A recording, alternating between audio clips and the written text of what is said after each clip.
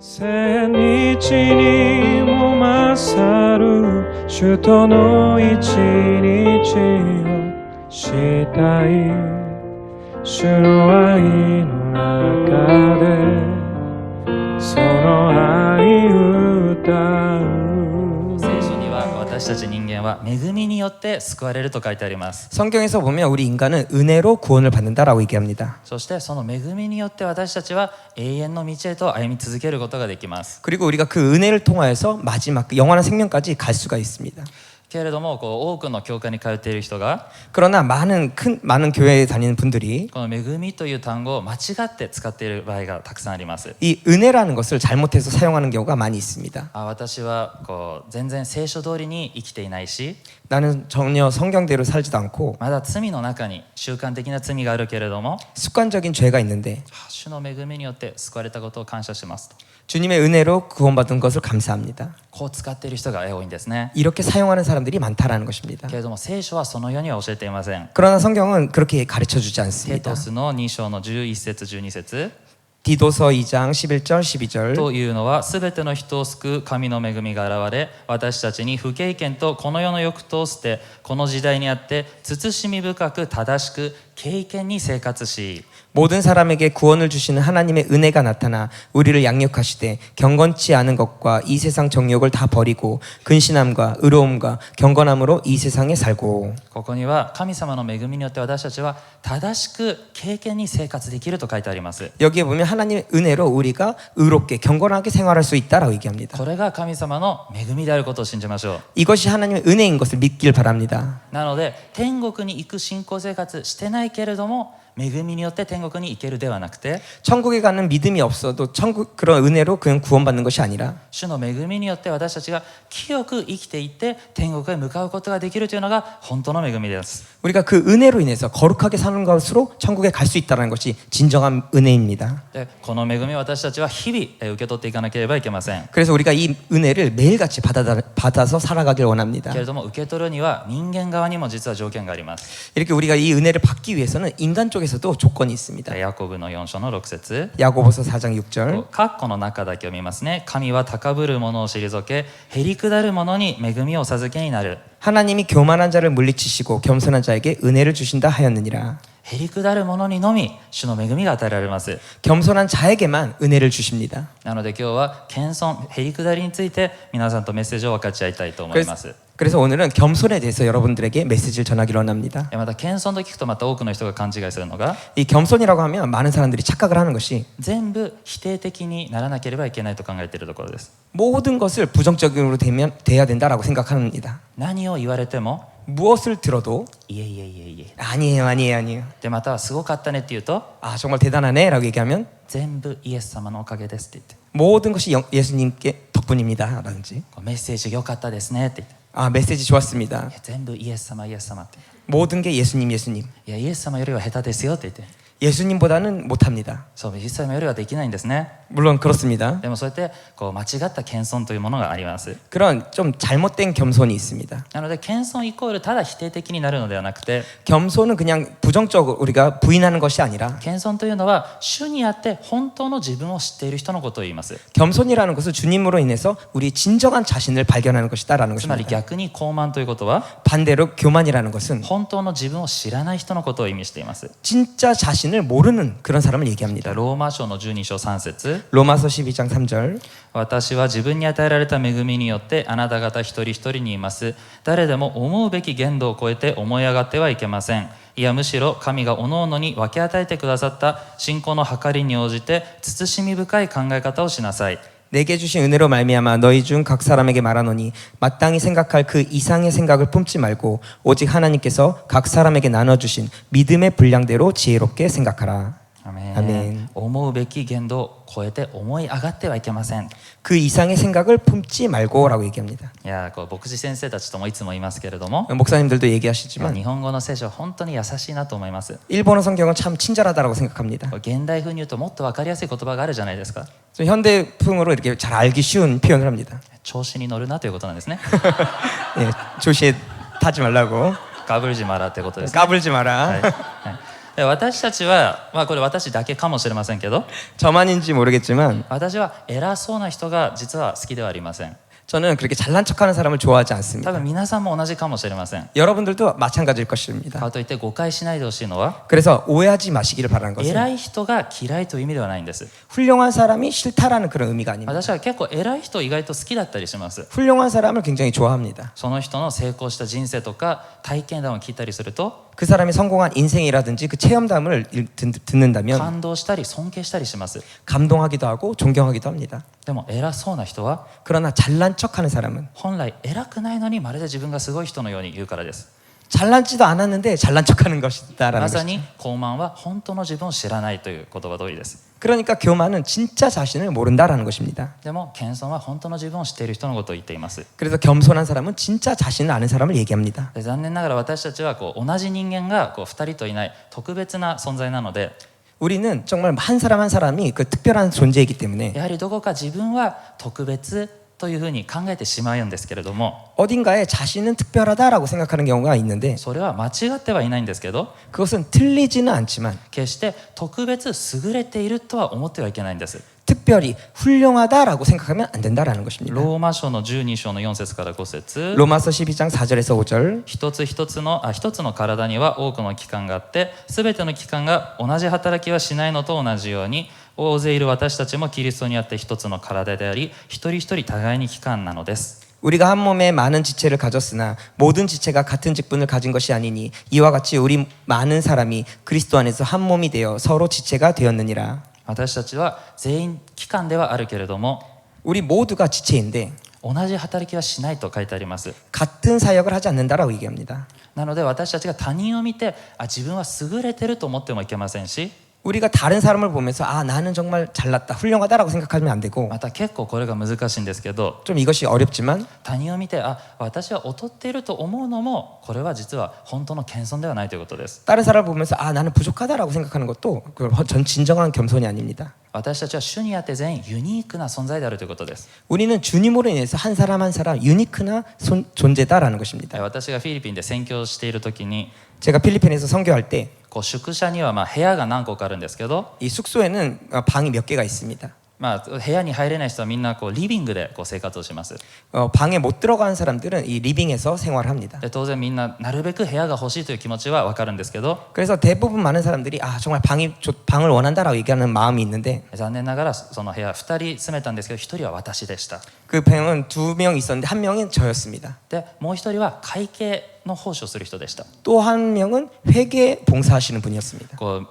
礼拝から終わって奉仕から帰って宿舎に帰ってくると 예배 끝나고 이제 돌아오면 会計の人はその献金の計算をしないといけないので 그 회계하는 사람은 그 헌금을 개수해야 되기 때문에 で絶対に部屋が必要なんですね 절대로 방이 필요합니다. で私は宣教地で火曜日とかに養育のクラス、聖書勉強のクラスを受け持っていたので 저는 화요일 날 이 성경 클래스를 가지고 있었기 때문에 その準備のために部屋が必要でした 준비를 위해서 방이 필요했습니다. なので私やその会計のこの奉仕者が部屋をもらったのは 저는 그 회계 봉사하시는 분이 방을 받은 것은 特別に私たち2人が優れているからではなくて 특별하게 우리 둘이 정말 훌륭하기 때문에 잘났기 때문에 그런 것이 そ 아니라 の領域に必要なユニークな存在だったからということができます 그 영역에 필요한 유니크한 그런 존재였기 때문에 그렇다라는 これ 것입니다. は私たちは賜物の中ではなくて主の中で見つけることができるんです 이것은 정말 우리가 은사가 아니라 주님 안에서 발견할 수가 있습니다. ですから皆さんが今どのような問題を抱えているか分かりませんけど 지금 여러분들이 어떤 문제를 갖고 계신지 모르겠지만 本当の自分よりも高く見ることも自分を高く見ることも低く見ることもこれはやめなければいけません 진정한 자신을 높게도 낮게도 보지 마시기 바랍니다. なので隣の方と挨拶してください 옆 사람에게 인사해 주시기 あ 바랍니다. なたはとってもユニークですと 당신은 정말 유니크한 사람입니다. 笑いながら言うと失礼になるので気をつけてくださいね 웃으면서 얘기하시면 좀 신뢰가 될지는 모르겠으니까 なんか顔の形が変みたいな風になってしまうので 얼굴의 모양이 이상하다든지 で謙遜な人は奉仕をする人です 겸손한 사람은 봉사를 하는 사람입니다. でこれを聞くと安心する人が多く出てきます 이것을 들으면 안심하는 분들이 많을 あ 것입니다. よかった謙遜ってなるんです 나는 겸손하다. なので行動は謙遜奉仕をするんですけど、 행동은 그 봉사를 하지만 その心の中をちょっと説明したいと思います。 그 마음을 좀 설명하기 원합니다. 謙遜な人は奉仕をするとき 겸손한 사람은 봉사를 할 때 共同体の徳を高める人です。 공동체의 덕을 세우는 사람입니다. エペソの4章の16節、 에베소서 4장 16절 キリストによって体全体は一つ一つの部分がその力量にふさわしく働く力により、また備えられたあらゆる結び目によってしっかりと組み合わされ結び合わされ成長して愛のうちに立てられるのです。 그에게서 온몸이 각 마디를 통하여 도움을 입음으로 연락하고 상합하여 각 지체의 분량대로 역사하여 그 몸을 자라게 하며 사랑 안에서 스스로 세우느니라. もし皆さんがキリストを救われた人であるならば、 여러분들이 구원받은 사람이라고 한다면 ある意味この教会である意味では奉仕をしているはずなんです。 어떤 의미로는 우리 교회에서 봉사를 하고 있다라는 것입니다. そしてその究極的な目的は 그 궁극적인 목적은 私たち全員で成長するためです。 우리 모든 사람이 성장하기 위해서다라는 것입니다. これを考えてみると 이것을 생각해 보면 残念ながら奉仕をしている全ての人が謙遜ということには当てはまらなくなってしまいます。 이 봉사라는 것으로 모든 사람들이 겸손이다라는 것에 대해서 좀 합당하지 않은 경우도 많다라는 것입니다. 例えば奉仕をすると他の人が褒めてくれる。 예를 들어 봉사를 할 때 다른 사람들이 칭찬할 때 世の中では認められないけど認めてもらえる。 세상에서는 인정받지 못하지만 교회에서는 인정받을 때 そういう人間的な愛を求めれば確かに奉仕をすることは可能です。 그런 인간적인 사랑을 구한다면 봉사할 수가 있습니다. けれども本当の目的はそれはその人はある意味自分のために自分の利益のために奉仕をしているのと変わりないんですね。 그러나 진정한 목적은 그 사람은 자신의 목적을 위해서 봉사하는 경우가 많다는 것입니다. 聖書には自分の十字架を追ってイエス様についていきなさいという言葉があります。 성경에서는 자신의 십자가를 지고 예수님을 따라가라고 あ 얘기합니다. る先生がこれすごく分かりやすく説明してくれました。 어떤 목사님이 이것을 굉장히 알기 쉽게 설명해 주셨습니다. 救われる前は人は自己中心的な生活をして、 구원받기 전에는 사람은 자기 중심적인 생활을 하고 救われた人は共同体を中心に生活をするんだと。 구원받은 사람은 공동체 중심으로 생활한다. 自分を殺して他人を高めるのをみんなでしていかなければいけません。 자신을 죽이고 상대방을 높이는 그런 모든 것을 해야 된다라는 것입니다. なので少し厳しいことを言うかもしれませんけど、 조금 이렇게 심하게 들릴지도 모르겠지만 私たち約2ヶ月の間自粛コロナによって自粛期間がありました。 우리가 2개월 동안에 코로나로 인해서 자숙 기간을 가졌습니다. で残念ながら教会にも来ることはできませんでした。 너무나 안타깝게도 교회에 올 수도 없었습니다. これチャンスだと思って遊びに行った人は 이것이 찬스다라고 해서 놀러 간 사람은 高慢でした。 교만한 사람입니다. これはそういう高慢でした。 교만합니다. これはある意味自分のことしか考えてないということです。 어떤 의미로는 자신만 생각하는 사람이다라는 것입니다. で仮に自分がコロナにかかったとして 혹시라도 자신이 코로나에 걸렸다고 해도 教会に来たら 교회에 온다면 教会がどうなるでしょうか。 교회가 어떻게 됩니까? 聖霊様によって私たちが新しく生まれ変わるという意味は 성령님으로 우리가 새롭게 된다라는 의미는 前は見えていなかった罪が見えるようになります。 전에 보이지 않던 죄가 보이게 된다라는 それ 것입니다. はその罪の性質も見えるようになります。 그 죄의 습성도 보이게 된다라는 것입니다. コロナによってコロナは感染力があるのはもう皆さん知ってると思いますけど、 여러분들이 코로나가 전염성이 강하다라는 것을 아시는데 罪にも感染力があるんですね。 이 죄에도 전염성이 있다라는 じゃ 것입니다. あ自分だけ好き勝手やって共同体を守られるということはありません。 자신만 자기가 원하는 대로 해서 공동체를 지킬 수는 없다라는 自 것입니다. 分が罪を犯したら共同体全体が影響を受けるということなんです。 자신이 죄를 범하면 공동체도 다 영향을 준다라는 것입니다. 当然私たちはこれを分かっていても罪を犯してしまう時がありますけど、 우리가 이것을 알면서도 죄를 범할 때가 있지만 この自分の一人の罪が共同体を破壊しているというのを聖霊様が示してくださると、 정말 자신의 이 죄로 인해서 공동체를 파괴한다라는 것을 성령님이 알려주신다면 そうしないように本当の謙遜な人たちは戦うようになるんですね。 정말 그렇게 하지 않도록 진정한 겸손한 사람은 싸우기 시작합니다. もちろんこれは誤解しないでほしいのは、 물론 오해하지 마시기 바라는 なんか 것은 インターネットの接続が悪かったからとか、 인터넷의 접속이 나빴다든지 でまた体の具合が悪かったから礼拝を捧げられなかったという人もいるかもしれません。 몸이 안 좋아서 예배를 드리지 못했다라는 분도 있을 것입니다. また家族がこういう時代だから外に出るなと言って仕方なくオンラインで礼拝をしている人もいます。 그리고 이런 시대이기 때문에 가족이 가지 말라고 해서 어쩔 수 없이 이 인터넷으로 예배를 드리시는 분도 있을 것입니다. 私はそういう人を責めているのではなくて、 네, 그런 분들에 대해서 얘기하는 것이 아니라 心の問題なんですね。 이 마음의 문제입니다. アメリカで私が通っていた教会が 미국에서 제가 다녔던 교회가 日曜日に仕事をする人たちのために土曜日も礼拝を捧げることにしました。 일요일 날 일하는 분들을 위해서 토요일 날도 예배를 드리는 것을 했습니다. 主に上乾く礼拝者たちは本当に喜んだんですけど、 정말 주님께 이렇게 갈급한 사람들은 너무나도 기뻐했는데 残念的な肉的な人はそれを利用し始めました。 육적인 사람들은 그것을 이용하기 시작했습니다. 土曜日に礼拝を済ませて 토요일 날 예배를 뭐 드려버리고 日曜日ピクニック行ったりしていました。 일요일 날 소풍을 갔습니다. 本当にこういうことなんですね。 이런 것입니다. また皆さんもし仮に遊びに行ったり、 여러분들이 혹시라도 놀러 간다든지 ちょっと悪いことをしてしまったと、 나쁜 일을 했다든지 でもちょっと納得がいかないと、 납득이 되지 않는다든지 私は今まで一度も教会を日曜日サボったことないのに、 난 지금까지 교회를 한 번도 일요일 날 가지 않은 적이 こ 없는데 のコロナのこの2ヶ月の期間だけで私を判断しないでくださいと。 이 2개월 사이에 나를 판단하지 마시기 바랍니다. 私たちがまた知らなければいけないことは、 우리가 알지 못하면 안 되는 것은 私たちは本当の私たちは実は誰も見ていない時の私たちなんですね。 진짜 자신은 아무도 보지 않을 때의 자신이다라는 것입니다. だから謙遜な人たちは 그래서 겸손한 사람은 このプライベートの時間もちゃんと罪と誘惑と戦うようになります。 이 개인의 시간에도 정말 이 자신의 죄의 유혹과 싸우게 된다라는 것입니다. 結局この時間に勝利してこの教会の共同体をこの徳を高めることができるからです。 그 시간에 승리하여서 이 공동체의 덕을 세우게 된다라는 것입니다. だから今後私たちの教会はもっと清さを追い求めていかなければいけません。 그래서 우리 교회는 더욱더 거룩함을 추구하며 나아가기를 世 원합니다. の中に染まってはいけなくて性別された教会に主が来られると約束しています。 이 세상을 따라가는 것이 아니라 거룩하게 구별되기를 원한다라는 だから 것입니다. 内部でも私たちはちゃんと識別をしないといけないですし、 내부 안에서도 정말 잘 분별해야 되고 外部からもこれ気をつけなければいけません。 외부로부터도 분별해야 된다라는 것입니다. どんな人間でもイエス様は救おうとしますけど、 예수님은 누구라도 구원받기를 원하시지만 どんな人でも共同体に入れるということはこれしていませんでした。 누구라도 공동체에 넣는다라는 것을 하지 これを 않으셨습니다. 私たちはちゃんとこれ区別しなければいけません。 우리가 이것을 잘 구별하길 바랍니다. 使徒行伝を見ても救われた人たちを仲間に加えたと書いてあります。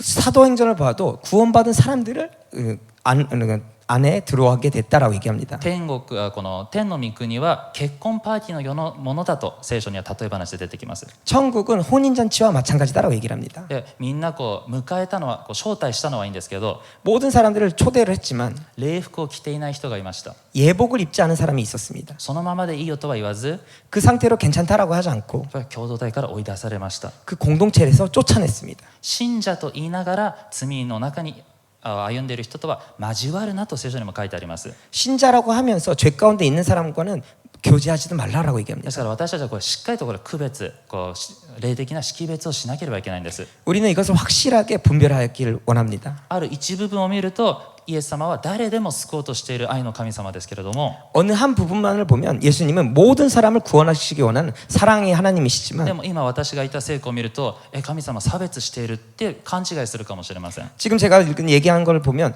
하나님 차별한다라고 얘기할지도 そう 모르겠습니다. ではなくて共同体に入る人とかまた救われてない人、違うということなんです。 이 공동체에 들어오는 것과 뭐 구원받는 이것이 좀 틀리다라는 것입니다. じゃあ続きいきますね。 그 다음을 보겠습니다. 謙遜な人は周りの成長を喜ぶ人です。 겸손한 사람은 주위의 성장을 기뻐하는 사람입니다. また嫉妬に打ち勝つ人です。 질투에 이긴 사람이다라는 것입니다. マタイの福音書20章を読みます。 마태복음 20장을 じゃあ 읽어보겠습니다. まず1節から4節。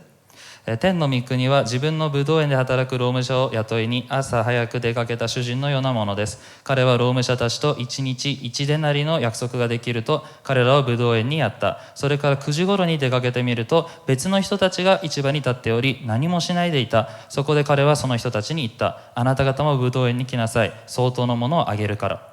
천국은 마치 품꾼을 얻어 포도원에 들여보내려고 이른 아침에 나간 집 주인과 같으니 저가 하루 한 데나리온씩 품꾼들과 약속하여 포도원에 들여보내고 또 제3시에 나가보니 장터에 놀고 서 있는 사람들이 또 있는지라 저희에게 이르되 너희도 포도원에 들어가라 내가 너희에게 상당하게 주리라 하니 저희가 가고 まずこの聖句と書いてある通りですけど、 이 성경은 이렇게 써 있는 대로 主人が人を雇うために 사람들이 이 품꾼을 얻기 위해서 1日1デナリ 하루에 한 데나리온. で一応この話を見ると6時まで働くことになっています。 이 얘기를 보면 6시까지 일하도록 되어 있습니다. でまずここには9時から働き始めた人がいて、 여기에 9시부터 일한 사람이 있고 でこう成果を見ていくと12時、3時、5時にまた雇われる人がいます。 그리고 성경을 보면 12시, 3시, 5시 이렇게 있습니다. じゃあパワーポイントお願いします。 파워포인트를 보여주시기 それを 바랍니다. 全部見ると時間がないので、こう分かりやすく9時、12時、3時、5時このように雇われたということです。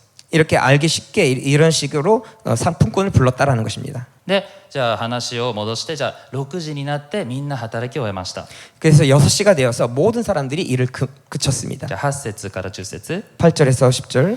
こうして夕方になったので、ブドウ園の主人は監督に言った。労務者たちを呼んで、最後に来た者たちから順に最初に来た者たちにまで賃金を払ってやりなさい。そこで5時頃に雇われた者たちが来て、それぞれ1デナリずつもらった。最初の者たちがもらいに来て、もっと多くもらえるだろうと思ったが、彼らもやはり1人1デナリずつであった。 저물매 포도원 주인이 청지기에게 이르되 품꾼들을 불러 나중 온 자로부터 시작하여 먼저 온 자까지 싹을 주라 하니 제10시에 온 자들이 와서 한 데나리온씩을 받거늘 먼저 온 자들이 와서 더 받을 줄 알았더니 저희도 한 데나리온씩 받은지라. 普通最初に働いた者から賃金を渡すはずです。 먼저 온 사람들부터 보통은 품삯을 주게 됐을 ここ 것입니다. には最後に来た者たちからと書いてあります。 여기는 나중 온 자로부터라고 얘기합니다. 当然9時から3時から9時から3時働いてた人たちは当然怒って主人に文句を言いに行きました。 그래서 당연하게 9시부터 3시까지 일한 사람들은 이렇게 주인에게 불만을 얘기했습니다. この気持ちは同じ人間として私たちも理解できると思います。 이 기분은 같은 인간으로서 잘 알겠습니다. 理解できない人は9時から働いてみてください。 이해 안 되시는 분들은 9시부터 일해 보시기 はい 바랍니다. 私は5時で構いません。 저는 5시라도 괜찮습니다. でそこで文句を言いに行ったところ、 여기서 불만을 얘기했을 때 イエス様が非常に有名な言葉を言いました。 예수님이 굉장히 유명한 말씀을 하셨습니다. 15節から16節 15절 16절 自分のものを自分の思うようにしてはいけないという方がありますか。それとも私が気前がいいのであなたの目には妬ましく思われるのですか。このように後のものが先になり先のものが後になるのです。 내 것을 가지고 내 뜻대로 할 것이 아니냐. 내가 선함으로 내가 악하게 보느냐. 이와 같이 나중된 자로서 먼저 되고 먼저 된 자로서 나중되리라. アメン。 아멘. 後のものが先になり先のものが後になるものだと。 나중된 자가 먼저 되고 먼저 된 자가 나중된다. ここで私たちは大きい真理を悟らなければいけません。 정말 여기서 우리들은 참 큰 진리를 깨달아야만 これ 합니다. はただイエス様が意地悪して最後の人たちをもっと愛して祝福したいという意味ではありません。 이것은 예수님이 심술을 부리셔서 그렇게 나중에 온 사람부터 주신 것이 아니다라는 것입니다. 神様の恵みを受けるためには 하나님의 은혜를 받기 위해서는 これは絶対に皆さん今日忘れないで帰ってください。 이것을 절대 잊지 마시고 가시기 바랍니다. 神様の恵みを受ける秘訣は 하나님의 은혜를 받는 비결은 どれくらい教会に通ったかではなく 얼마나 교회에 다녔냐가 아니라 どれくらいへりくだっているかです。 얼마나 겸손하냐라는 것입니다. 9時から3時の人たちは神様から意地悪をされたわけではありません。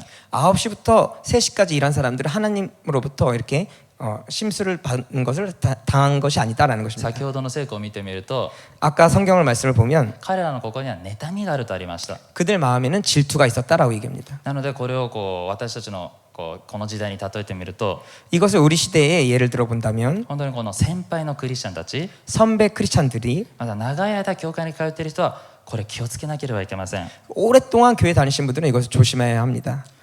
後輩が祝福されるのが先に祝福されるのが許せないとか 후배가 먼저 축복받는 것을 용서할 수 없어요. また1デナリもらうんだったら自分は最低5デナリはもらうべきじゃないかというそういう気持ちをイエス様は主人は分かっていたと思います。 한 데나리온 받는다면 나는 다섯 데나리온 받아야 되지 않느냐라는 그런 마음은 주인이 알고 있었을 것입니다. 特に私たちは同じ年の人や 같은 나이라든지 同じ職業の人 같은 직업, また同じ特技を持つ人 같은 특기 比較してしまったり嫉妬することがあります。 그것을 비교해서 질투할 때가 있습니다.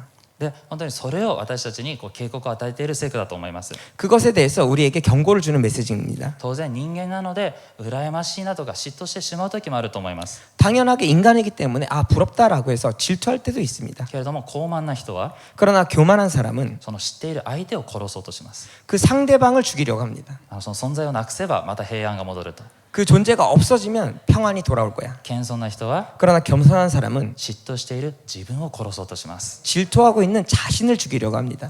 神様の聖句には 하나님의 나라는 こう神の御国とその義を大事に求めなさいとあります。 하나님의 나라와 그 의를 구해라라고 この 얘기합니다. ビジョンが本当にある人は 이 비전이 진짜 있는 사람은 後輩たちが祝福されて本当に喜ばしいことなんですね。 후배들이 축복을 받는다라는 것은 굉장히 기뻐할 일입니다. でもこの嫉妬してしまう理由も実は私は人間的に理解します。 이 질투하는 이유도 인간적으로는 잘 이해가 갑니다. 自分はずっと神様の御言葉に従順しないで生きていて、 자신은 계속해서 하나님 말씀에 순종하고 있었는데 でも後輩が従順し始めてこう打ち破りや成長が起きたら、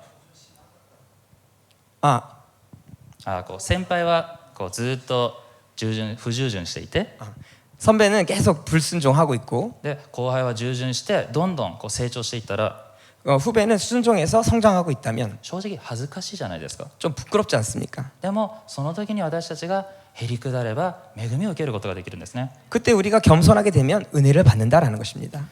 特にまた後輩たち、本当にこの先ほどこの5時の人たちを見てましたけれども、後輩に気をつけなければいけません。 우리가 이 후배, 그 5시의 그 사람들을 정말 조심하길 これ 바랍니다. はサウルを見てみれば分かります。 사울 왕을 보면 잘 알 수가 있습니다. サウルはダビデが好きだったと思います。 사울 왕은 다윗이 좋았습니다. 誰も倒せないゴリアテを倒してくれました。 누구도 쓰러뜨릴 수 없는 고리앗을 쓰러뜨렸습니다. ゴリアテを倒した時ダビデはある意味民のこう大衆のヒーローになったと思います。 이 다윗은 그때 정말 모든 백성의 히로가 で 되었습니다. もこの時は嫉妬してないんです。 이때는 질투하지 않았습니다. いつ嫉妬したか、 언제 질투했냐면 どのような時に嫉妬するのか。 어떨 때 질투하냐면 第一サムエル18章7節8節、 사무엘상 18장 17절 8절 女たちは笑いながら繰り返してこう言った。サウルは千を打ち、ダビデは万を打った。サウルはこの言葉を聞いて非常に怒り不満に思っていった。ダビデには万を当て、私には千を当てた。彼にないのは王位だけだ。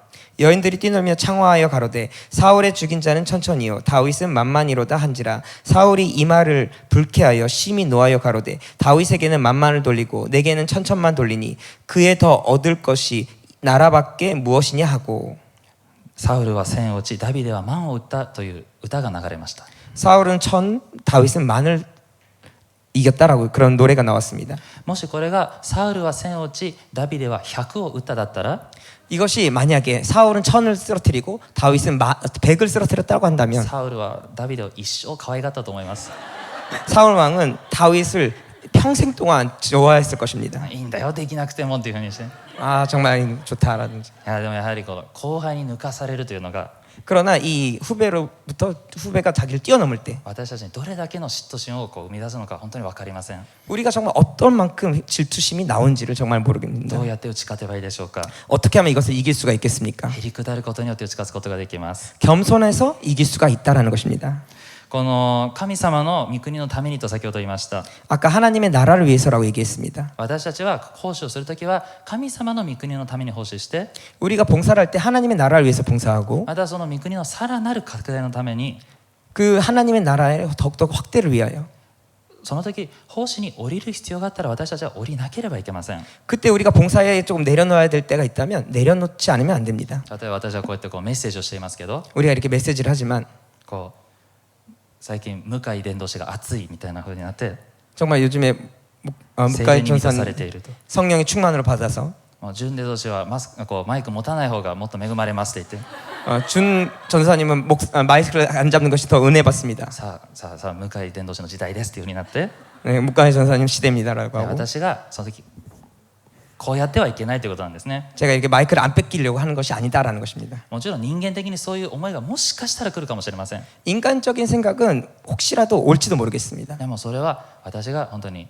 自分が殺していくということをして主の御国が広がっていきます。 그러나 자신을 죽임으로 인해서 주님의 나라가 확장된다라는 な 것입니다. ので皆さんも今こう誰かに嫉妬していたり、 혹시라도 여러분들 가운데 누구에게 질투를 한다든지 今後誰かに嫉妬し始めたら 이 앞으로라도 누구에게 질투를 하기 시작했다면 必ず自分を殺してください。 반드시 자신을 죽이시길 바랍니다.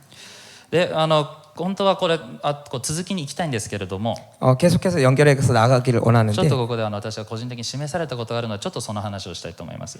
저에게 주시는 말씀이 있기 때문에 그것을 좀 얘기를 하겠습니다. 残念ながらこの後輩に譲るというのがなかなかできないクリスチャンが多いです。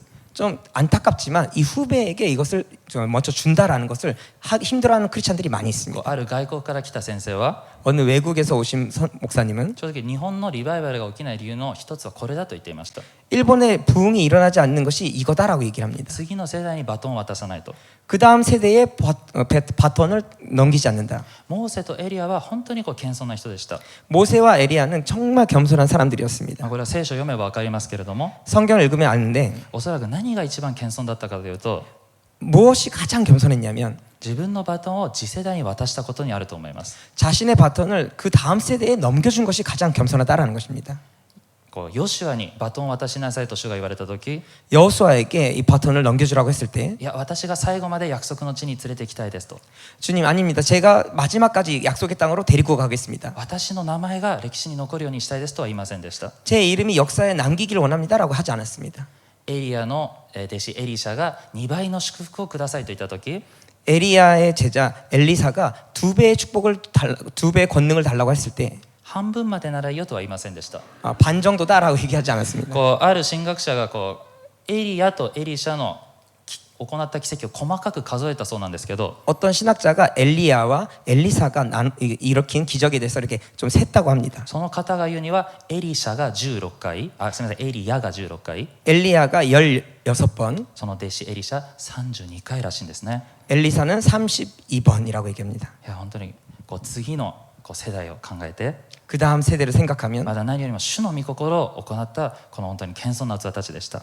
정말 주님의 나라를 생각하는 그런 겸손한 사람들이었습니다. で私は今日何を伝えたいかというと、 제가 오늘 무엇을 전달하기로 例 하냐면 えばこの教会にしても、 교회로서 皆さん別の教会に行ったとしても、 다른 교회 간다고 해도 ある聖会に出たとしても、 어느 집회에 간다 해도 例えば賛美チームを見て 예를 들어 찬양팀을 보면서 20代30代が多いなと、 20대 30대가 많다라든지 ちゃんとバトンを渡したんだと、 잘 바톤을 터치했다라든지 40代以上しかいないと、 40대 이상밖에 없다라든지 問題のある教会だと。 정말 이건 문제가 있는 교회야. そうかもしれませんけど、 그럴지도 모르겠지만 そうでない場合もあります。 그렇지 않은 경우도 있습니다. 例えば今日のこのメッセージを聞いて、 오늘 이 메시지를 듣고서 なんで早く私にバトンを渡してくれないんだという人がいたら困るからなんですね。 왜 나에게 빨리 바톤을 주지 않나라고 이렇게 생각하는 사람이 있으면 안 神 되기 様 때문에 がバトン 그렇습니다. を渡す人は 하나님의 바톤을 주는 사람은 器が整った人です。 이 그릇이 준비된 사람을 忠実 쓰십니다. な器だけなんですね。 충실한 사람만 쓰신다라는 것입니다. エリアからエリシャにバトンが渡りました。 엘리야로부터 엘리사에게 바톤이 왔습니다. でもエリシャで止まってしまいました。 그러나 엘리사에서 끝났습니다. 私はこれを特別エリシャのせいだとは思っていません。 저는 이것은 엘리사의 탓이다라고 생각하지 なぜ 않습니다. ならエリシャには弟子がいたからです。 왜냐하면 엘리사에게도 제자가 있기 때문에 ゲハ 그렇습니다. ジです。 게하시입니다. ゲハジは残念ながらテストに不合格してしまいました。 게하시는 정말 안타깝게도 테스트에 불합격됐습니다. 自分の先生エリシャ先生がいる前では忠実だったかもしれませんが、 자신의 선생님 엘리사가 있을 때는 충실한 사람인지 모르겠지만 誰も見ていない時、 아무도 보지 않았을 때 彼は罪を犯したんですね。 죄를 범했습니다. 先ほども言いましたけど、 아까도 얘기했지만 誰も見ていない時、私たちは本当の私たちが出てきます。 정말 아무도 보지 않을 때 진짜 자신이 나온다라는 ま 것입니다. たもっと驚くことは、 또 더 놀라운 것은 エリシャが死んだ後、 엘리사가 죽은 다음에 エリシャの墓にある別の死体をそのエリシャの墓に入れました。 엘리사의 그 무덤에 다른 시체를 넣습니다. 今ちょっと話を省略しますね。 그 얘기를 좀 생략하면 でするとその死体がエリシャの骨に触れると、 그 시체가 엘리사의 그 뼈에 닿자마자 生き返ったですよと書いてあります。 다시 살아났다라고 얘기합니다. ここで驚くことは、 여기서 놀란 것은 本当に神様が用いる器はある意味私たちが生きてる死んでる私たちがすごくない全く関係ないということです。 정말 하나님이 쓰시는 그 그릇은 우리가 살아있든 죽었든 정말 대단하든 아니든 상관이 없다라는 것입니다. いや骨を使って人を生き返らせることもできる神様、 정말 이 뼈를 통하여서도 사람을 다시 살릴 수 있는 하나님. またもう一つ私たちが注目したいところは、 그리고 또 한 가지 우리가 주목해야 될 것은 エリシャが死んだ後、 엘리사가 죽은 다음에 主はゲハジを用いなかったということなんです。 주님은 이 게하시를 사용하지 않으셨다라는 것입니다. エリシャ死んだとか、 엘리사가 죽었다. ゲハジ仕方ないからお前がやれとは言いませんでした。 게하시 어쩔 수가 없으니까 네가 해라고 하지 않았다라는 것입니다. 準備している器だけを主が用います。 오직 준비된 그릇만 사용하신다라는 것입니다. もちろん私たちが何度も言いますけれども完璧な人間ではありません。 정말 몇 번이라도 얘기하지만 완벽한 인간이 없습니다. 失敗もしたりしますけれども 실패도 하지만 必ず私たちは謙遜に主の御前に出る必要があるということなんです。 우리가 반드시 겸손하게 주님 앞에 나가야 된다라는 것입니다. もし皆さんが気になる後輩がいるとして 혹시라도 여러분들 가운데 좀 마음이 끌리는 그런 후배가 있다고 한다면 この人よりは先に祝福されたいという思いがあったとします。 이 사람보다도 더 축복받기를 원한다는 그런 마음이 있다고 한다. でも気づいたら例えばですねその人が前でマイクを持って賛美奉仕をし始めましたと。 갑자기 어느 날 보니까 그 사람이 앞에서 마이크를 들고 찬양 봉사를 하기 시작했습니다. もう口から賛美が出なくなりました。 갑자기 입에서 찬양이 나오지 않았습니다. で心の中ではリーダーたちにこういう報告をします。 그 마음 가운데는 리더에게 이렇게 얘기를 합니다. いやあの人前で歌ってる姿と後ろ違いますよって。 그 사람 정말 앞에서 찬양하는 그 모습과 뒤 모습은 틀립니다. 前スマートフォン見てみたらすごく予的なドラマを見ていましたとか。 이 스마트폰을 보니까 세상적인 그 드라마를 보고 있었어요. もしかしたらそれも合っているかもしれません。 혹시라도 그렇게 맞을지도 모릅니다. そして予的なことを求めてたらそれは確かにその人はやめなければいけませんけど 정말 세상적인 것을 구한다면 그 사람은 정말 멈추지 않으면 안 되겠지만 こうやって相手の悪いところを見ながら 이렇게 상대방의 나쁜 곳을 보면서 自分に正直にならない場合があるんですね。 자신에게 솔직해질 때가 있습니다. だから私が今日賛美できなかった理由は 내가 찬양하지 못했던 이유는 あの二重人格者のせいだというふうになるんです。 이중 인격의 탓이다라는 것입니다. でも謙遜な人は 겸손한 사람은 主よ正直嫉妬ですって 주님 솔직하게 질투였습니다. これが主の御前に美しい姿なんですね。 이것이 주님이 보시기에 가장 아름다운 모습입니다. 常に謙遜でいきたいと思います。 항상 겸손하는 우리가 되기를 원합니다. サウルの失敗は 사울의 실패는 彼の言葉に彼にないのは王位だけだと言いました。 자신에게 없는 것은 왕위뿐이다라고 얘기했습니다. まあダビデは王様じゃないからということです。 다윗은 왕이 아니기 때문이다라고 얘기합니다. やはりどこかで自分が優れているというところを捨てられなかったんです。 정말 어딘가에는 자신이 정말 잘났다라는 것을 얘기하고 けれ 있습니다. ども私たちが忘れてはいけないのは 우리가 잊지 않으면 안 되는 것은 サウル王が王様になったのはサウル王の力ではなくて神様の力なんです。 사울 왕이 된 것은 자신의 힘이 아니라 하나님의 힘이다라는 것입니다. 別の王様も見てみましょ 다른 왕을 う。で 보겠습니다. ダニエル1章の1節から2節 다니엘서 1장 1절에서 2절 でここにはネブカデネザルという王様が出てきます。 여기에는 느부갓네살 왕이 나옵니다. でユダヤ人を捕虜にして自分の国バビロンに連れて行きました。 유다 사람들 포로로 해서 바빌론에게 데리고 왔습니다. 3行目から読むと主がユダの王エホヤキムと神の宮の器具の一部と彼の手に渡されたと書いてあります。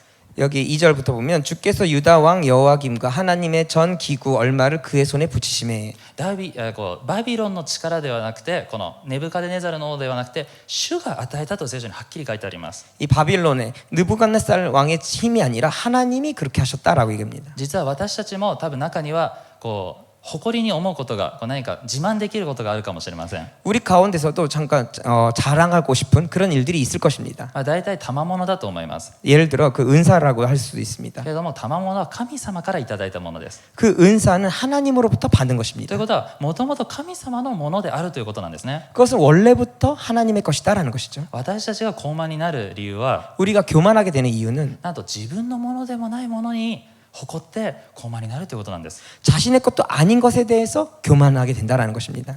先ほどネブカデネザル王は主が与えたと書いてあったんですけど 이 느부갓네살 왕에게는 주님이 이렇게 주셨다라고 こ 얘기하는데 れ自分というのが働いてしまいました。 자신이라는 것을 했습니다. ダニエル4章の30、31 다니엘서 4장 30절 31절 王はこう言っていた。この大バビロンは私の権力によって王の家とするためにまた私の意向を輝かすために私が建てたものではないか。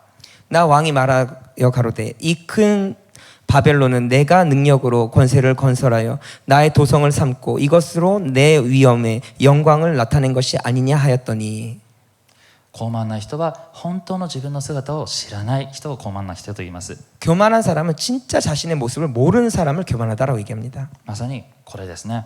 마치 이것입니다. そして私たちもこれ気をつけなければいけません。 정말 우리들도 이것을 조심해야 합니다. 私たちも実は自分のものでないもので誇って高慢になることがあるんです。 정말 우리들도 자신의 것이 아닌 것에 대해서 자랑하여서 교만할 때가 있습니다. 正直私たちが自分の力と自分の意志でできることは 정말 우리들의 힘과 우리들의 의지로 되는 것은 罪しかありません。 죄밖에 없습니다. 主の恵みによって私たちは作り変えられるんです。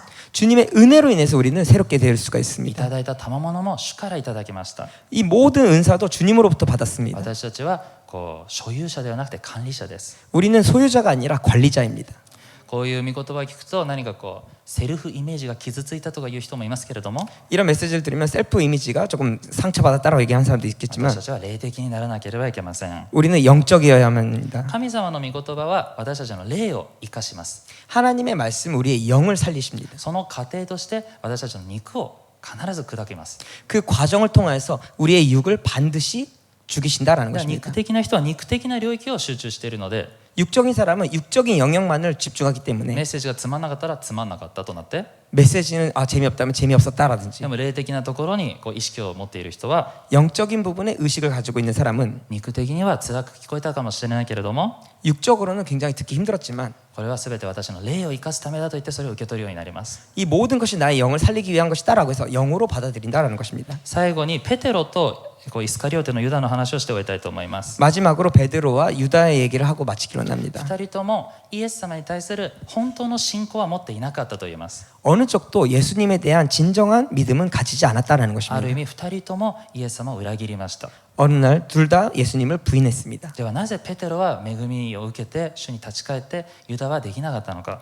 왜 베드로는 예수님께 은혜를 받고 돌아오게 되었고 유다는 이렇게 은혜를 받지 못했냐? ペテロは主の御前に戻ったからです。 베드로는 주님 앞에 돌아왔기 때문에 그렇다라는 것입니다. 逆にユダは 반대로 유다는 死んでもイエス様の前には行きませんでした。 죽어도 예수님 앞에는 가지 않았다라는 것입니다. マタイの27章1節から2節、 마태복음 27장 1절 2절 ごめんなさい、ちょっと2節のところだけ読みますね。こう悪い人たちがイエス様を縛ってこうピラトのもとに連れて行った。 2절만 보면 결박하여 끌고 가서 총독 빌라도에게 넘겨주니라. でその後じゃあもう今この場所にイエス様はいませんね。 이곳에 이미 예수님은 안 계십니다. 3節4節、 3절 4절 その時イエスを撃ったユダはイエスが罪に定められたのをして後悔し、銀貨30枚を祭司長長老たちに返して、私は罪を犯した罪のない人の血を売ったりしてと言った。しかし彼らは私たちの知ったことが自分で始末することだと言った。 때에 예수를 판 유다가 그의 정죄됨을 보고 스스로 뉘우쳐 그 은 30을 대제사장들과 장로들에게 도로 갖다 주며 가로되 내가 무죄한 피를 팔고 죄를 범하였도다 하니 저희가 가로되 그것이 우리에게 무슨 상관이 있느냐 내가 당하라 하거늘. 主の前に私たちは出なければ恵みを受けることはできません。 주님 앞에 가지 않으면 우리는 은혜를 받을 수가 없습니다. またユダはこの時こう弟子たちでもなくて祭司たちのところに行きました。 이때 유다는 제자들이 아니라 정말 제사장들 앞에 갔습니다. ある意味信仰の友にもアドバイスを求めなくて、 어떤 의미로는 이 신앙의 동료들에게도 어드바이스를 구하지 않고 これはやはりユダは自分は悪いとは分かっていても 유다는 어떤 의미로는 자신이 나쁘다라는 것을 알고 있지만 絶対本人の前では謝りたくないという気持ちがあったと思います。 절대 그 본인 앞에서는 용서를 구하기를 원하지 だ 않았다라는 から 것입니다. 自分なりの方法で悔い改めました。 자신 나름대로의 방법으로 회개를 했습니다. 銀貨30枚を長老たちに返したとあります。 받은 은 30을 대제사장들에게 돌려줬다라고 얘기합니다. 残念ながらこれは自分のやり方なんですね。 이것은 안타깝지만 자신의 방법입니다라는 것. ちゃんと主の前に出なければいけなかったんです。 제대로 주님 앞에 가지 않으면 안 됐다라는 것입니다.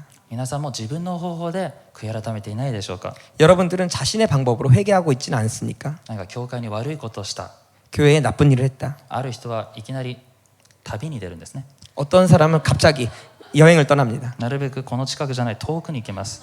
될 수 있으면 이 근처가 아니라 멀리 갑니다.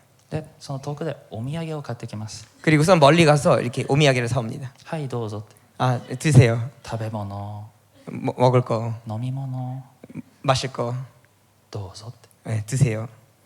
謝らないですね。 회개하지 않습니다. 私なりにこれ謝ってるのっていう感じで見るんですけど、 내 나름대로는 용서를 구하고 있다라고 하는데 残念ながらこれはユダと同じ性質に見えます。 이것은 안타깝지만 유다와 같은 성질이다라는 自分 것입니다. なりに申し訳ないとはしていても 자신 나름대로는 정말 미안하다라고 생각하지만 傷つけた本人には絶対に行かない。 상처를 준 그 본인에게 가지 않는다라는 것. もし誰かを嫉妬で傷つけていたりしたら 혹시 누군가를 질투로 상처를 주었다고 한다면 もちろん、お土産はあった方がいいと思いますけど、 물론 오미야게는 있는 것이 더 좋겠지만 でも本当に真摯に本当に謝る必要があると思います。 정말 진실하게 그 용서를 구해야 될 것입니다. またそのためにはまずイエス様のところに行くところです。 그래서 그 전에는 먼저 예수님 앞에로 가야 된다라는 것입니다. ペテロはイエス様からは絶対に離れませんでした。 베드로는 절대 예수님으로부터 떠나지 않았습니다. 皆さんがもしペテロだとして 여러분들이 혹시 베드로라고 한다면 3回イエスなんて知らないって言って 예수님을 모른다라고 3번 이렇게 부인하고 その後イエス様と目が合いました。 그 다음에 예수님과 눈이 마주쳤습니다. で3日後またイエス様と目が合いました。 그리고 3일 뒤에 다시 예수님과 눈이 마주쳤습니다. いや近づけないんじゃないんですかね。 어떻겠습니까? 가까이 가지 못하지 않겠습니까? 私だったら目は絶対そらすかなと思いますけど、 저는 절대 그 눈을 같이 쳐다보지 못할 것입니다. でもペテロは自分から向かったんですね。 그러나 베드로는 자신으로부터 갔다라는 것입니다. 本当に主に対する上書きをこれは意味しています。 이것은 정말 주님에 대한 정말 갈급함을 얘기합니다. またイエス様が質問しました。 예수님이 베드로에게 질문을 했습니다. あなたは私をアガペの愛で愛しているか？ 너는 나를 아가페 사랑으로 사랑하니? ペテロはいいえ、私はフィレオの愛でしか愛せません。 아니요, 저는 필레오의 사랑으로만 사랑할 수밖에 없습니다. これはペテロの謙遜を意味しています。 이것은 베드로의 겸손을 얘기합니다. ただアガペの愛で愛したくない、もう牧会はしたくないという意味ではなくて、 이것은 아가페 사랑으로 하고 싶지 않고 목회를 하고 싶지 않다라는 그런 의미가 아니라 本当の私の信仰はあなたをアガペの愛でも愛せない人間ですという告白なんです。 진짜 자신의 모습은 아가페로 사랑할 수 없는 그런 사람의 모습이다라고 고백하는 ペ 것입니다. テロは言い訳はしませんでした。 베드로는 이것에 대해서 변명하지 않았습니다. 主よ、私が今まであなたについていって 지금까지 당신에게 따라가고 たった3回しか知らないと言っていません。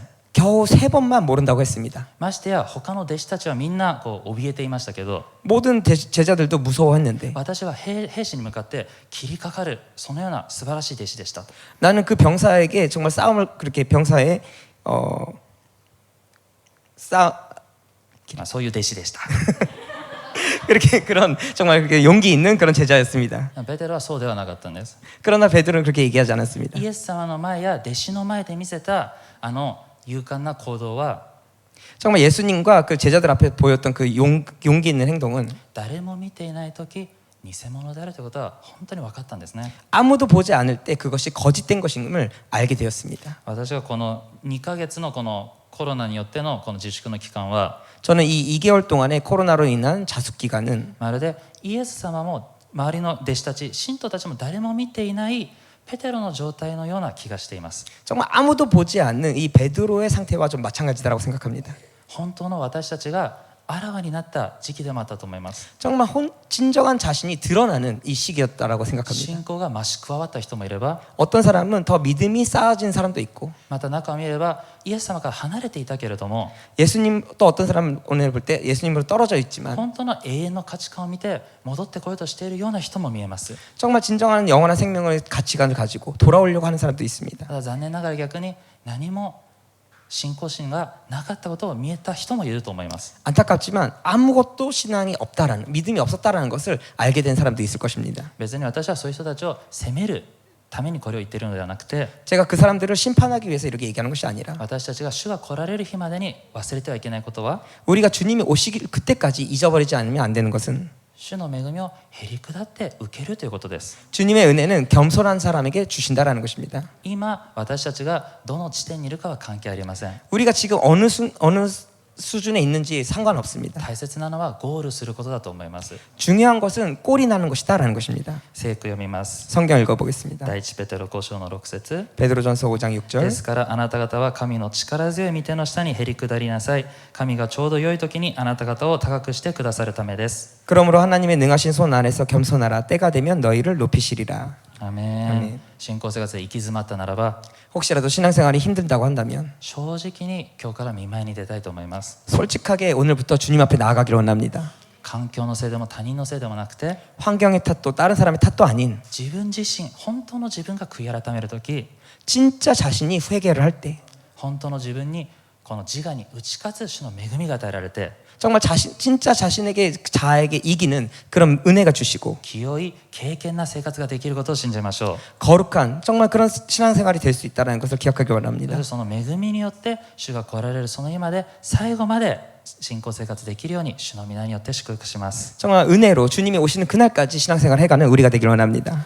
お祈りします。 기도하겠습니다. 一つ願うことは麗しき主御